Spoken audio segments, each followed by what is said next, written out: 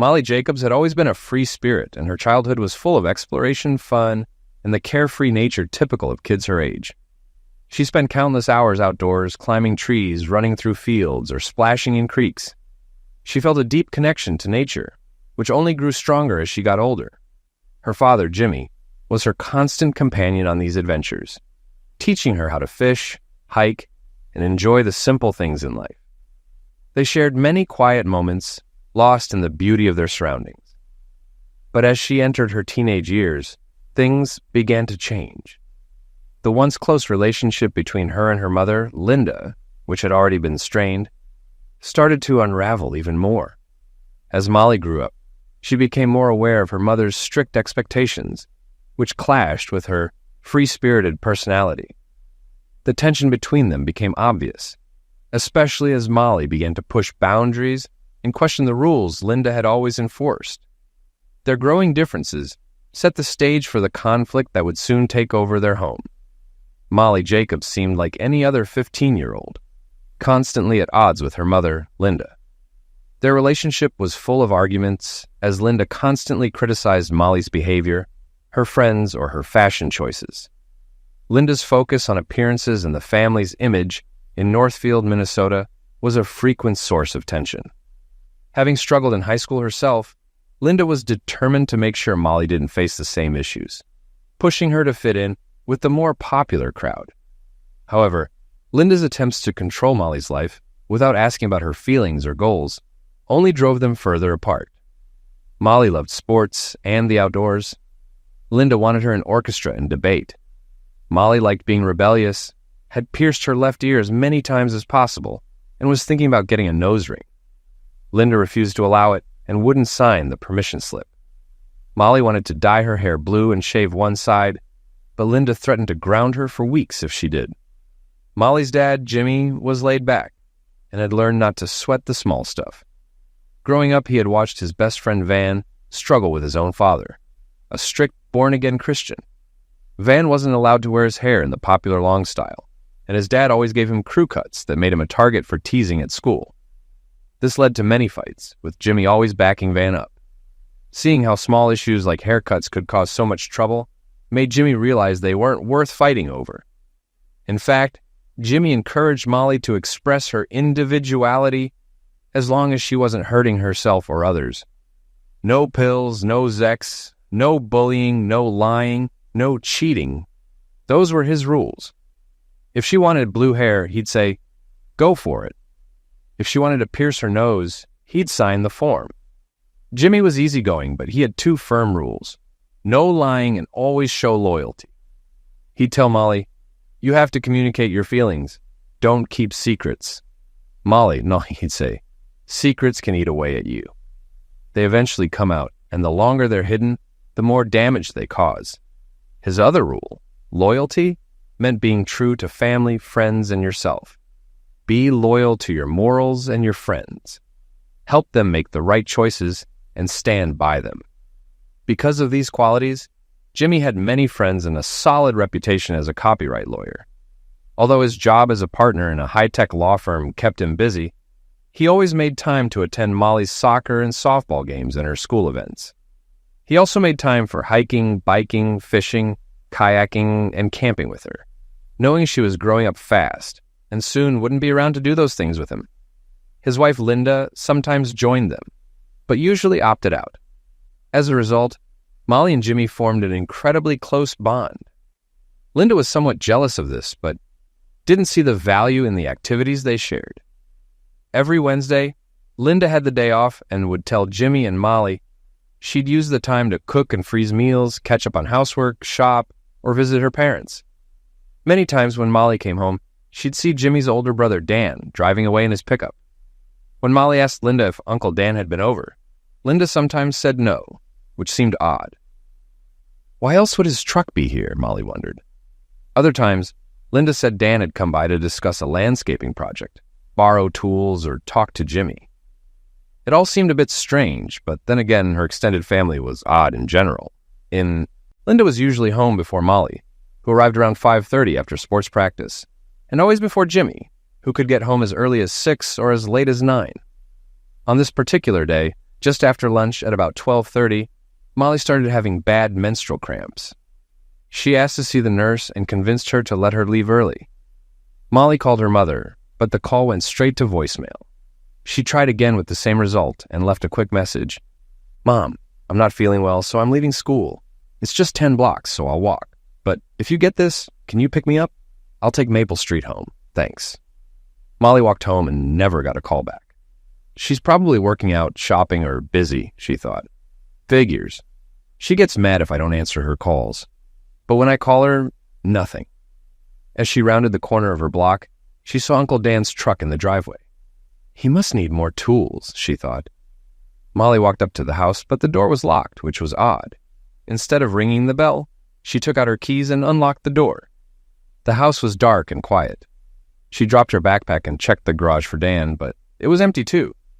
As she came back inside, she heard moaning and panting upstairs. Curious, she quietly walked up and down the hallway to her parents' bedroom.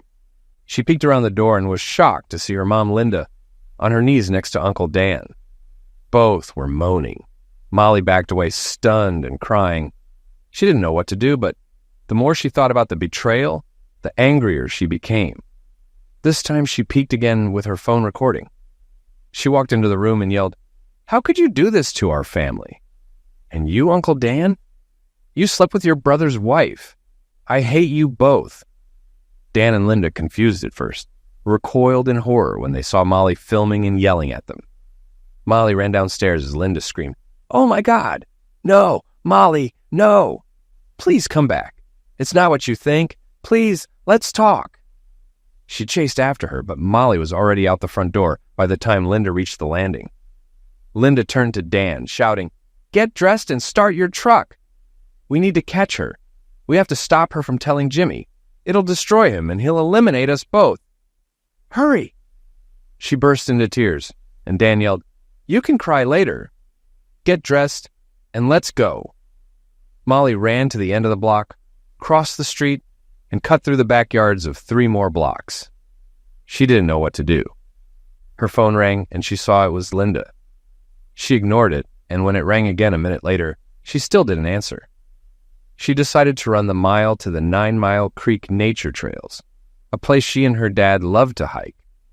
Their favorite spot was in a little grassy area surrounded by 5 massive cottonwood trees. They called it our trees and would sometimes race each other there. Molly sat down behind the trees, put her head on her knees, and cried. How could my mom do this to Dad and me? How could Uncle Dan betray Jimmy like this? She sobbed as tears streamed down her face. She kept ignoring her mom's calls, not wanting to talk, now or maybe ever again. In moments like this, she always reached out to her dad. Meanwhile, Linda had tried calling Molly multiple times with no answer. She finally listened to Molly's voicemail about feeling sick, leaving school, and needing a ride. Linda had been kissing Dan on the couch when the calls came in, assuming it was just Jimmy checking in, so she ignored them. The last thing she wanted was her husband interrupting her. She already felt guilty, but the thrill of the affair kept pulling her in, and she couldn't seem to stop. Linda had been sleeping with Dan behind Jimmy's back for about 10 weeks now.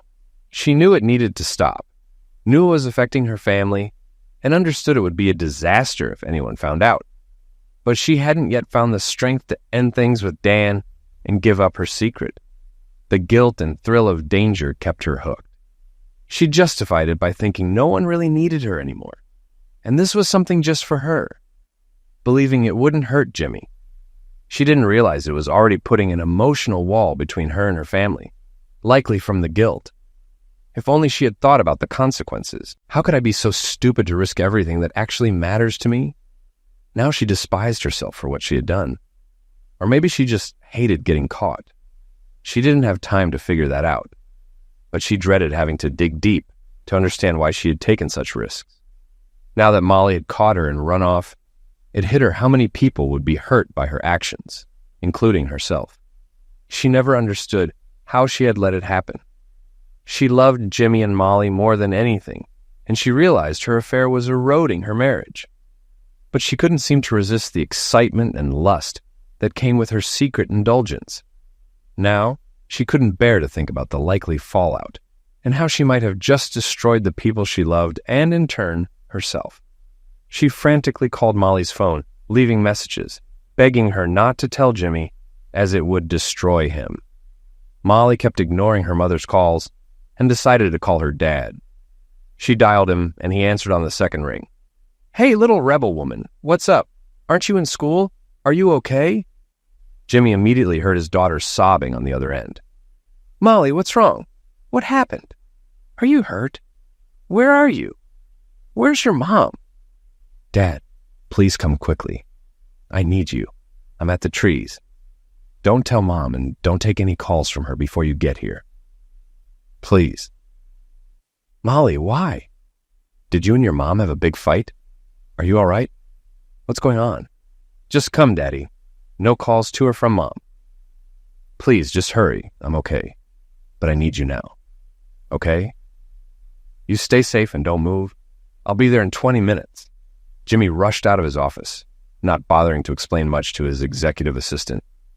"I'm out for the day. A client's having a meltdown. I'll fill you in tomorrow."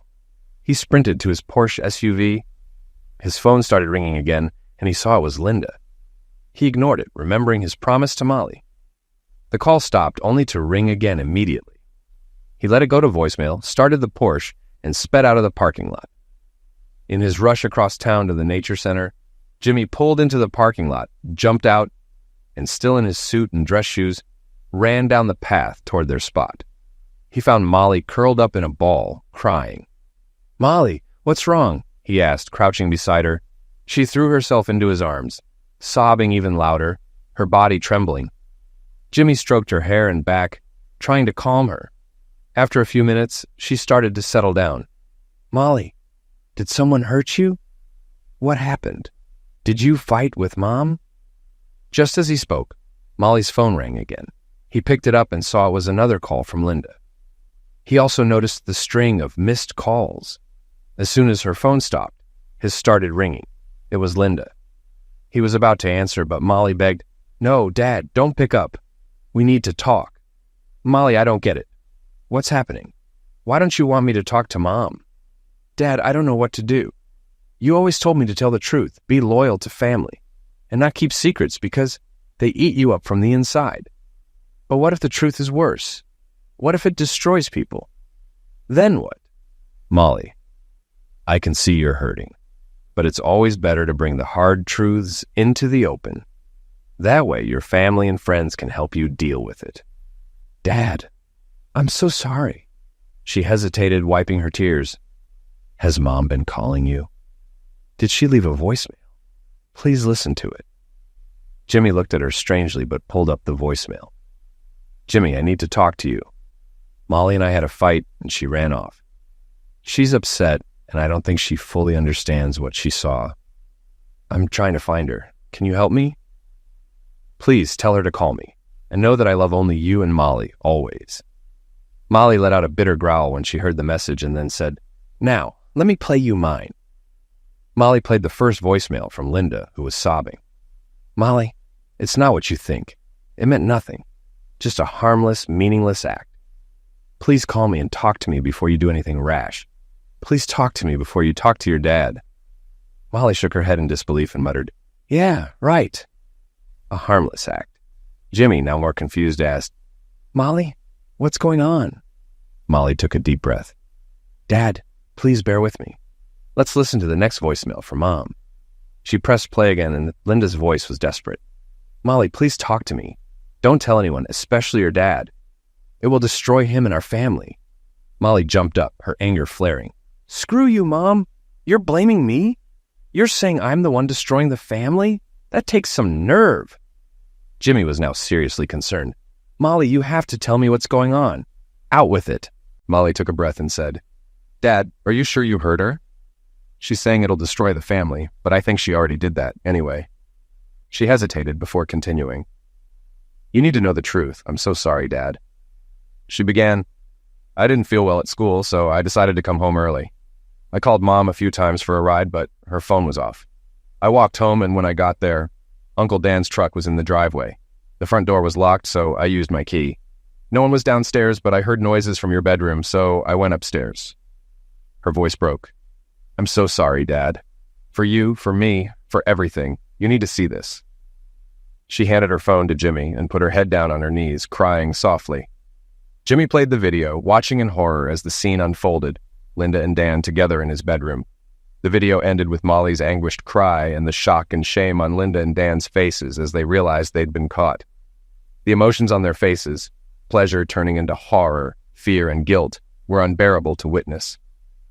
Jimmy turned off the phone, his head sinking to his knees. Tears began to fall. Why, God? Why? How could she do this to us? With my own brother? How could they betray me like this? Molly slid closer to him, putting her arm around his shoulder. I'm so sorry, Dad. I feel the same betrayal and pain. I never want to see either of them again. I hate them for what they've done to us, to you, and for tearing our family apart. Meanwhile, Linda had failed to reach either Molly or Jimmy. She called Jimmy's office, and his assistant told her he had left quickly to see a client. The assistant offered to call him, but Linda declined, panicking more by the minute. Dan and Linda had driven around the neighborhood searching for Molly, but eventually Dan dropped Linda off at the house. He looked at her and said, "Let's hope Molly doesn't say anything to Jimmy. You know he'll never forgive us." "I have to get to her before Jimmy finds out. I have to convince her this meant nothing," Linda said, her voice trembling with fear. She called Molly again, but it went straight to voicemail. She cried into the phone. "Molly, I'm so sorry. Please believe me, it meant nothing. It's over. Please call me before you talk to anyone, especially your dad. It'll destroy everything." Linda got out of the truck and walked into the house, frantic and desperate. She called out for Molly, knowing there'd be no answer. She rushed upstairs, stripped the bed, and replaced the sheets, as she had done every Wednesday for the last 10 weeks. She sat on the edge of the bed, trembling with sobs, questioning how she had let things get this far. Why did I do this? Why risk my marriage and family for something so meaningless? She thought. She didn't even like Dan that much. She certainly didn't love him.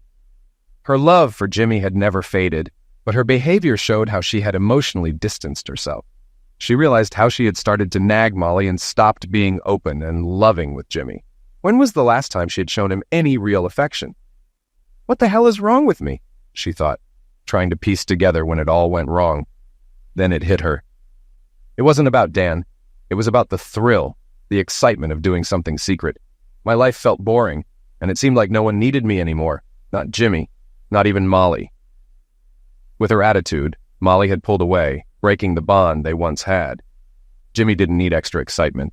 He had plenty of it in his fast-paced law career, and he spent what free time he had with Molly. Linda knew their sex life was lacking, but whenever Jimmy tried to discuss it or suggest counseling, she always shut him down, insisting everything was fine. Eventually, he stopped asking, emotionally distancing himself from her. Now Linda realized it was all her fault. Dan, on the other hand, constantly complimented her, telling her how attractive she was. He made her feel needed again, something she didn't get from her husband. Dan wasn't getting the same connection from his wife, Amanda, especially with her being 6 months pregnant with their second child. Their flirting, along with Dan's compliments about her beauty and desirability, had escalated into kissing and touching. It was only a matter of time before it turned into full-blown, lustful sex. Now, Linda couldn't forget the look of hurt, pain, and disgust on Molly's face when she caught them. Molly had called her cheap, and Linda couldn't disagree. She thought about Amanda, about Dan and Jimmy's relationship, about their families. Why am I just now realizing how horrible this is? I've ruined my life without thinking of the consequences. She collapsed onto the bed, curling into a fetal position and sobbing until she cried herself to sleep. Meanwhile, Jimmy and Molly remained by the trees, taking turns crying and talking. "What are we going to do, Dad?" Molly asked, wiping her eyes. Jimmy shook his head. "I don't know, Molly. I feel so much anger and pain. I've been betrayed by the woman I loved and my own brother, who I thought would always have my back. And now you're in the middle of this mess, knowing that our family will never be the same." He sighed deeply. "I don't know if I can even look at Linda, much less forgive her. But she's your mom, and you'll always need some kind of relationship with her. That might seem impossible now, but we'll figure it out. For now, let's get a hotel room. Calm down, rest, and deal with everything tomorrow." They drove downtown and booked a suite at the Hilton. Jimmy planned to work from the hotel the next day, call the school to report Molly as sick, and buy some time. They could stay there for a few days while figuring out their next steps. The next day, when Linda went to work, assuming she did, Jimmy would go to the house and pack their clothes for a few days. Jimmy also called his friend Jack Wilson, the district attorney, and briefly explained the situation. He told Jack that Linda might file a missing person report, but assured him that Molly was safe with him and they'd eventually contact her. Jack reluctantly agreed to delay any action, but warned Jimmy he could only hold off until Monday. That evening, Molly and Jimmy checked into the Hilton, ordered burgers and fries from room service, and spent the night lying on their respective beds watching TV in a daze until they fell asleep. At 10 p.m., Linda woke up groggy and panicked, realizing neither Jimmy nor Molly had returned her calls. "Oh, God, no," she thought. "Jimmy must know, or he would have called by now." She called their phones again, but both went straight to voicemail. She texted Jimmy saying, "Jimmy, I guess you know. Please understand it meant nothing, and I only love you. I'm so sorry, but you need to tell me Molly is safe, and we need to talk. Please let me explain." She didn't know what she would say to Jimmy. Would he want details? Should she minimize it and say it was just one mistake? She spent the next few hours thinking about how to explain herself, but received no response. Crawling under the covers, she tried to sleep, but it was a sleepless, tear-filled night filled with regret and self-hatred for what she had done. The next morning, Jimmy and Molly woke early and went down to the Hilton's breakfast buffet. Jimmy called the school to let them know Molly would be out for a few days, then contacted work to say he'd be working remotely, but was available by phone or email if needed. Looking across the table at Molly, he said, "I'm so sorry you had to see all of this. You didn't deserve to get pulled into this mess. You should have had more time to just be a kid, but now, here you are 15, and you've seen the worst side of adulthood." He continued, "I've always told you how important loyalty, honesty, and sticking to your morals is. Now you've seen how ugly things get when someone throws that away. What your mom did with Dan can't be undone. I don't know what I'm going to do yet, but since you're in the middle of this, we'll figure it out together." Jimmy sighed. "I think I need to call Dan and find out what the hell is going on." He dialed Dan's number, and when Dan answered, he said, "Hold on, Jimmy, let me step outside so I don't wake Amanda." Rushing to the porch, Dan asked, "What's going on, Jimmy?" Jimmy's rage erupted. "What's going on? You tell me what's going on. No lies. Just tell me when, why, and how long you've been screwing my wife." There was a long pause before Dan finally said, "Jimmy, I'm so sorry, man. It just happened, and once we started, we couldn't stop. But it wasn't about you, Jimmy. It's not like we're in love. It was purely physical, just sex. I'm sorry, Jimmy, but it didn't mean anything to either of us. Have you talked to Linda? You should be asking her these questions." "I'm asking you. How long?" Dan sighed, defeated. "The last 10 weeks, Jimmy. Every Wednesday at your house." Jimmy's voice cracked with fury. "Why?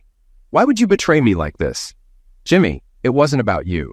Amanda's pregnant, and I wasn't getting much attention at home. I was so drawn to Linda. It started with flirting, then kissing, and eventually, we ended up in bed. I'm sorry. You need to forgive us. We'll get past this." "Forgive you?" Jimmy's voice turned cold. "Listen to me, Dan. This is how things are now between us. I will never speak to you or see you again. If I ever do, you'd better run because I will break your face. You are dead to me. I'll never feel like I have a brother again." Dan began pleading. "Jimmy, don't let this ruin our relationship. It was just sex. It didn't mean anything. It meant everything to me, Dan. You destroyed my marriage, my trust, and my family. Don't you dare say it didn't mean anything." With that, Jimmy hung up, deciding it was the last time he'd ever talked to Dan. Molly and Jimmy spent Thursday and Friday in the hotel room, working, ordering room service, and watching TV in silence. They tried to distract themselves, but the weight of the situation lingered between them. Occasionally, they'd take short walks to get some air. Linda kept calling, but they ignored her, not checking any voicemails. Meanwhile, Linda grew more frantic. She had been trying to reach Dan too, but he wasn't answering either. By Friday afternoon, she was at her wit's end and went to the police station to file a missing persons report for Molly. She approached the desk, clearly distressed, and said, "My daughter has run away, and I need to file a missing persons report. Can you help me?" The officer took down her information, her name, her daughter's name, her husband's name, and their address, then asked her to wait. After a few minutes, Jack Wilson, the district attorney and a close friend of Jimmy's, walked out. He introduced himself. "Mrs. Jacobs, I'm Jack Wilson. Let's talk for a moment."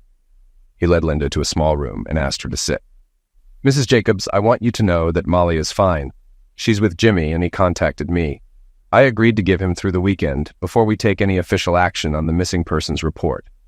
Rest assured, Molly is safe, but that's all I can tell you for now." Linda's heart sank. She could feel Jack's disapproval and knew Jimmy had likely told him everything. She realized there was no point in arguing. Jack handed her his card and showed her out, his demeanor cold and distant. Linda left the station, walked back to her car, and burst into tears. "Oh God, what have I done?" she thought, sitting there in despair. Back at the Hilton, Jimmy looked at Molly and said, "We need to at least let your mom know you're okay. Do you want to talk to her?" Molly shook her head firmly. "No, Dad, I don't think I ever want to talk to her again. I can't imagine any excuse or apology that would make me believe or forgive her. How could we ever trust her again?" "Molly, I get how you feel. We're both hurt and angry, but time will ease that. We'll have to decide if we want to try to fix this family or move on. But I think we owe her the chance to tell her side of the story. We should go home, talk to her, and see if she's willing to be honest. At the very least, we need to grab some clothes and your school stuff. You need to be ready for Monday." After a long silence, Molly finally agreed. They decided they'd head to the house on Sunday morning. Sunday arrived, and as Jimmy and Molly pulled up to the house, they both felt a deep sense of dread. The house was quiet and dim, except for a faint light glowing from the kitchen. When they walked inside, they found Linda sitting at the kitchen island, staring into a cup of coffee. She looked like she had aged a decade in just a few days. Her face was swollen, her eyes red from crying, and her hair a tangled mess. When they entered, she looked up, her eyes wide with a mix of hope and fear. Linda immediately jumped up, rushing toward Molly to embrace her, but Molly stepped back, raising her arms defensively. She circled the kitchen, keeping as much distance from her mother as possible. Jimmy did the same, stepping back with a stern, unreadable expression.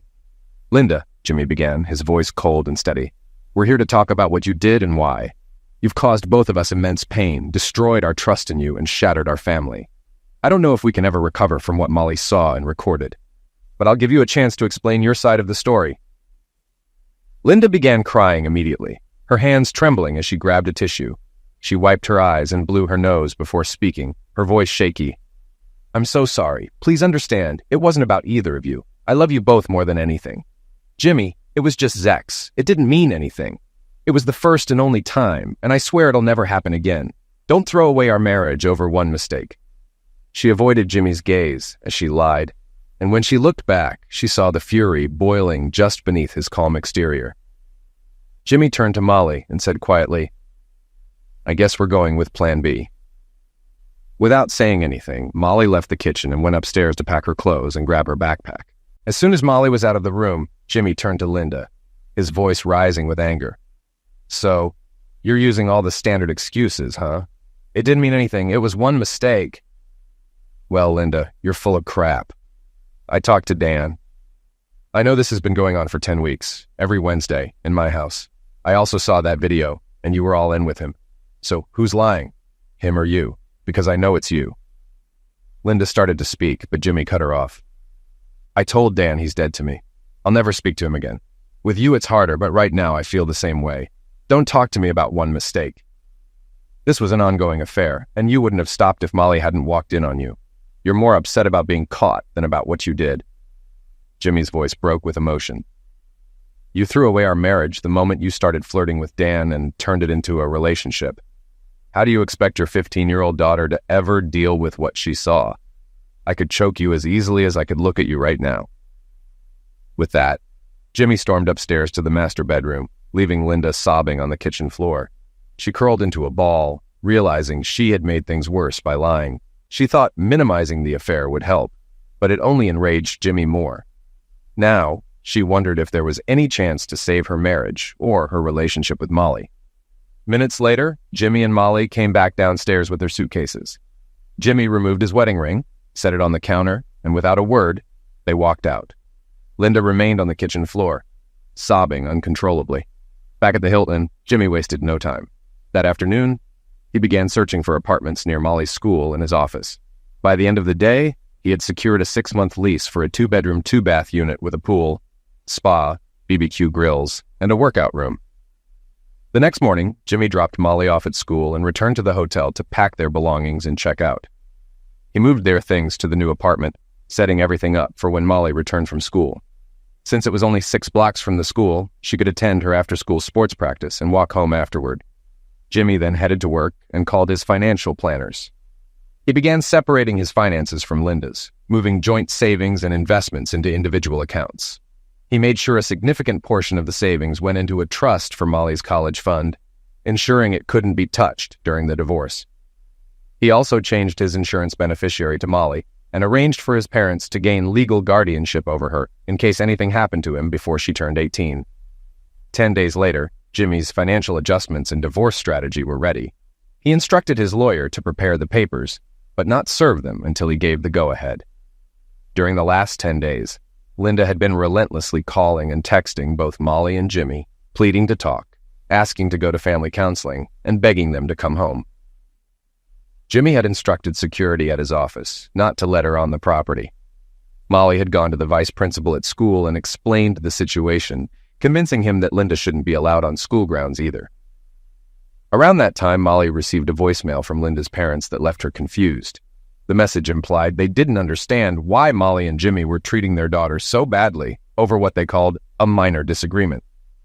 They couldn't comprehend why they had moved out and stopped talking to Linda. Molly, baffled by this, decided to call Jimmy's parents to see if they knew what was going on. When she got on the phone with them, she said, "Hi, Grandma. How are things? Have you been in touch with the family? What's new? I know we haven't seen you for a while." Jimmy's parents responded that not much had changed. They were excited about Dan and Amanda's upcoming baby, and mentioned that Dan and Amanda were coming over for brunch that weekend. They even asked if Linda, Jimmy, and Molly would like to join them. Molly quickly realized that no one in the family knew the truth of what had happened. Linda hadn't told her parents anything, and it seemed Dan hadn't told Amanda or his parents the real story, unless they were being unusually forgiving. Later that evening at the apartment, Jimmy got a call from Linda's sister, Sherry.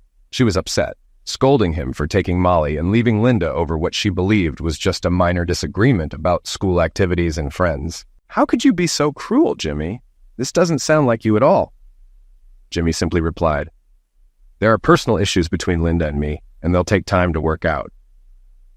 20 minutes later, Linda's parents called with a similar message. "Why would you leave over a few minor arguments and disagreements?" By the end of the evening, Jimmy's own parents called and asked if he, Linda, and Dan could come over for brunch. Jimmy inquired if Dan had mentioned anything to them, and they said Dan had told them Jimmy was angry because Dan hadn't returned some tools, which led to a fight and the two weren't talking. Jimmy's mom added, "Come on, Dan, grow up. You can't fight with family over something as small as tools. Come over this weekend and make up. Besides, we haven't seen Linda or Molly in ages." Jimmy made up an excuse that Molly had an out-of-town soccer game, so they wouldn't be able to attend. Molly noticed Jimmy was trying to take the high road, but neither Linda nor Dan had been honest with anyone about what had really happened. Frustrated, she said to her dad, "It's clear that neither Mom nor Dan has told anyone the real story, and now you're getting the blame." She was angry, but Jimmy just shrugged and said, "Things will work themselves out." 2 weeks later, after deep reflection and discussions with Molly, Jimmy came to a decision. The love he once had for Linda, combined with the betrayal, deceit, and her failure to own up to her actions, was too much to forgive. On top of that, Linda hadn't taken any responsibility with her family, and neither had Dan. Jimmy realized it was over, so he asked his lawyers to serve Linda the divorce papers. Meanwhile, Linda was at home strategizing how to get Jimmy and Molly back so she could work on rebuilding their relationships.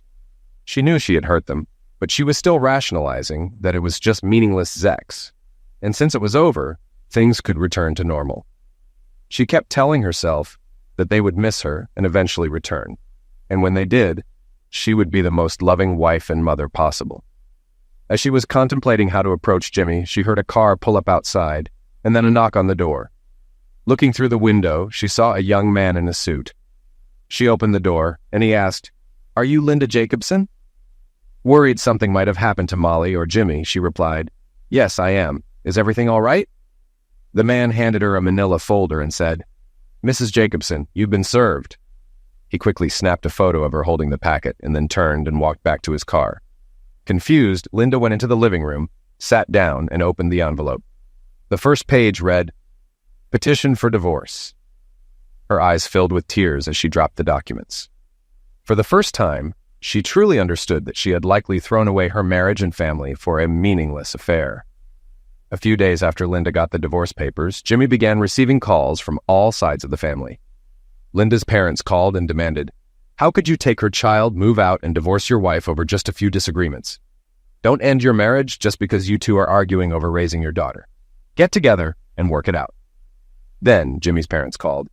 "Jimmy, what's going on? Linda says you're divorcing her, won't talk to her, and are keeping her daughter from her. She says you're just going through a rough patch and that she loves you and wants to save the family.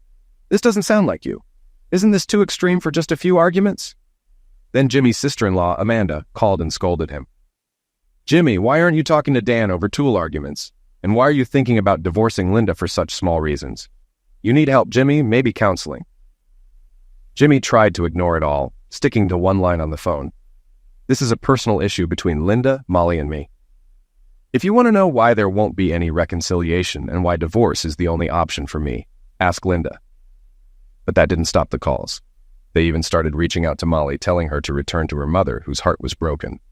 Molly could see the pain this was causing Jimmy and how he was being cast as the villain by the entire family. She knew Dan hadn't told anyone the truth and was blaming his fallout with Jimmy on the missing tools. Molly also saw that Linda was trying to rally the family to convince her and Jimmy to return, without ever taking responsibility or revealing the real story. She knew Jimmy wouldn't. He'd let his relationships be damaged by Linda's betrayal, refusing to air the truth that could destroy Linda's relationships. Molly had enough. During study hall one day, she pulled out her computer and wrote an email to the entire family. It said, "To everyone blaming my dad for the issues between my mom, us, and Dan, it pains me to send the attached video, and I know it will shock and hurt you like it did me when I walked in on this nightmare and recorded it.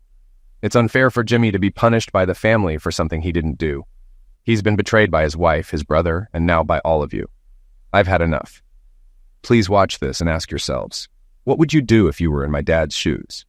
What would you do if the two people you trusted most betrayed you in the worst way, lied about it, and refused to take responsibility? Watch the video privately, and then you can talk to my mom and Uncle Dan about how Jimmy should respond." She copied the entire family, her dad, and knowing he'd be upset, also Linda and Dan. Then, still angry and hurt, she hit send. Linda was at work with her phone off when she finished and went to her car. At the end of the day, she turned her phone on, expecting a message from Jimmy in response to her repeated calls, begging for forgiveness and a chance to explain. Instead, she saw missed calls from her parents, Amanda and Jimmy's parents. She listened to Amanda's voicemail first. "You cheater, you ruined Jimmy's life with your affair with Dan, and you ruined mine too. I never want to talk to you again, and if I can, I'll testify for Jimmy in the divorce. He treated you with respect, and you threw it away with your dirty behavior. Maybe Dan should come stay with you because he's getting kicked out tonight." Linda wasn't sure if Dan had confessed or what had happened, but she had a sinking feeling the family knew the truth. Her mom's voicemail was next. "Linda, how could you? I was disgusted and horrified watching that video, with Jimmy's brother in your own bed. And poor Molly walked in on her mom and uncle betraying her dad, herself, and the whole family. How could you?" Her mother then broke into sobs and hung up. Linda slumped down in her driver's seat and cried. She opened her email on her iPhone and saw the message from Molly. She didn't want to watch the video, knowing exactly what it would show, but she did so to see it from the family's perspective. It wasn't just the disgusting acts, but also hearing herself and Dan clearly. Linda knew it was over. Any hope of getting her family's help to convince Jimmy to talk to her was gone. What was she thinking? More lies, more disrespect, and refusing to take responsibility were just as damaging as the affair itself. She realized she had been fooling herself. There was no way back, not with Jimmy. He was too hurt and too disrespected. She also realized she had lost any close, loving connection with her daughter forever. She no longer had the right to act as a parent, and any advice or guidance she gave would seem like a hypocritical joke. Linda cried in the parking lot for an hour before she could start her car and drive home. 3 weeks later, Jimmy's lawyer called and informed her that since she hadn't signed and returned the divorce papers, a court hearing had been scheduled for 2 weeks. He advised her to get a lawyer and prepare. On a friend's recommendation, someone who had gone through a similar situation, Linda hired a divorce attorney. She was honest with her lawyer about her affair with Dan and how she ended up in this position. After reviewing the documents, the lawyer said, "Your husband is being fairly generous with a 50-50 split of assets. He's not hiding money or leveraging the video except for one thing. He's requesting 100% custody of your daughter. That's rarely granted, so we'll go to court, reject that part, and leave it to the judge. When they appeared in court, it was the first time Linda had seen Jimmy or Molly in 8 weeks. They looked rested, and Molly seemed older and more mature than Linda remembered. Neither would make eye contact, and when Linda tried to speak to them in the hallway, they just walked away. Linda tried to plead, saying, "I'm so sorry. Please don't hate me forever. I know I don't deserve forgiveness, but I can't bear the thought of you hating me forever. If you could find it in your heart to have any relationship with me, I would be so grateful." With that, they entered the courtroom and the proceedings began. When they got to the custody issue, the judge was prepared to grant the standard 50-50 arrangement. Jimmy's lawyer then asked the judge, "Your Honor, before you decide, my client's daughter has requested to speak with you privately." The judge replied, "This is unusual, but given her age, I'll allow it." Molly approached the bench with both lawyers present and said, "Please, Your Honor, I don't want to live with my mother. She's damaged our relationship beyond repair. If you give her custody, I'll run away. I won't spend a single night at her house. Please watch this short video and understand what I walked in on one day after school. The man in the video is my uncle, my dad's brother. This had been going on for months and wouldn't have stopped if they hadn't been caught." She started the video and handed the judge her phone. His expression changed as he watched. Afterward, he handed the phone back and asked everyone to return to their seats. He then said, "I'm granting 100% custody to the father as requested. No child support will be required from him. And given his income, I won't ask the mother to pay child support either. However, I will allow the mother weekly 2-hour visits with her daughter, with the first 6 months taking place during counseling sessions paid for by the father. His attendance is optional. The goal is to see if the mother and daughter can rebuild any relationship for the sake of their future." With that, the judge dismissed the court and left.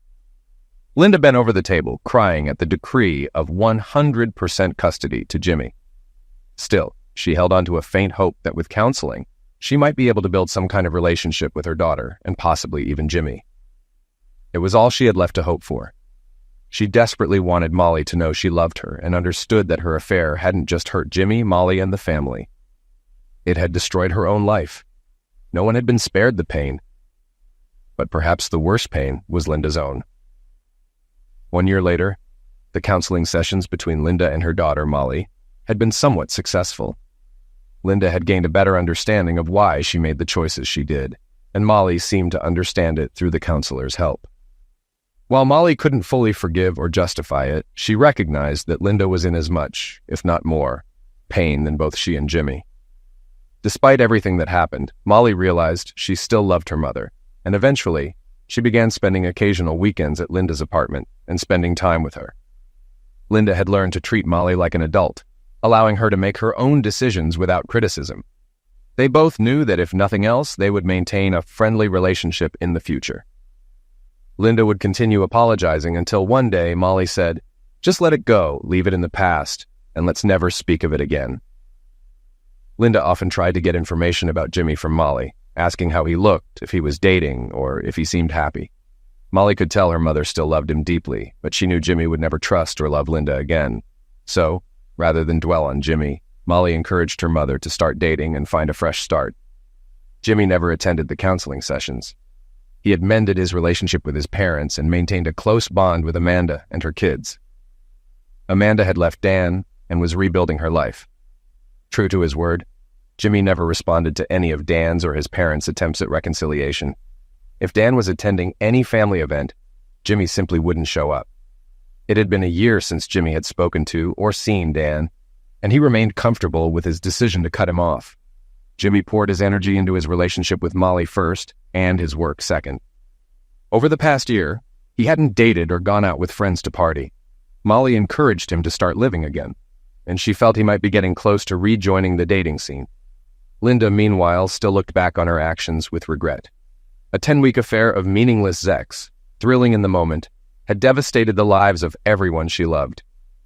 The guilt and pain caused by her choices would never leave her.